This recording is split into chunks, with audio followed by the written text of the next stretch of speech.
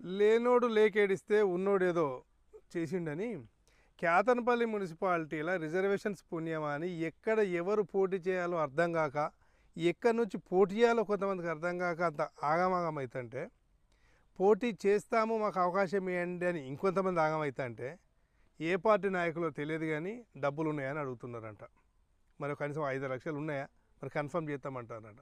అది ST సీటా, SC సీటా, BC సీటా అనేది పక్కకు పెట్టి అభ్యర్థులు దొరకని 2-3 వార్డులలో క్యాండిడేట్స్ మాకు అవకాశం ఇవ్వండి అని అడిగితే డబ్బులు అడుగుతున్నారు. ఇది మరీ అధ్వానంగా ఉన్నది.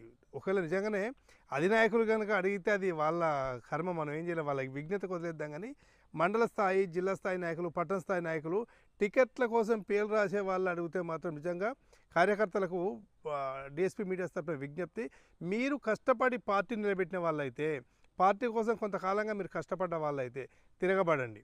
ఖచ్చితంగా మీ నాయకులను అడగండి, ఇన్ని సంవత్సరాల నుంచి మేము కష్టపడ్డాం, మాకెందుకు టికెట్ ఇయ్యరు అని అడగండి. యాక్చువల్గా పార్టీ ఎక్కడెక్కడైతే రిజర్వేషన్స్లలో ఆయా రిజర్వేషన్లకు సంబంధించిన మహిళల్ని కావచ్చు లేదా యువకులను కావచ్చు ప్రోత్సహించి అవసరమైతే పార్టీ ఫండ్ పెట్టి వాళ్ళని నిలబెట్టి గెలిపించుకొని పార్టీకి పనిచేయించుకోవాలి. టికెట్ కోసం డబ్బులు అడిగే దౌర్భాగ్యం ఎందుకు వచ్చిందో తెలియదు. కానీ దయచేసి కష్టపడ్డ కార్యకర్తలు అందరూ కూడా నిలదీయండి, తిరగబడండి, డిఎస్పీ మీడియాస్కు సమాచారం ఇవ్వండి, మేము దాన్ని కవర్ చేస్తాం. చూస్తూనే ఉండండి డిఎస్పీ మీడియాస్.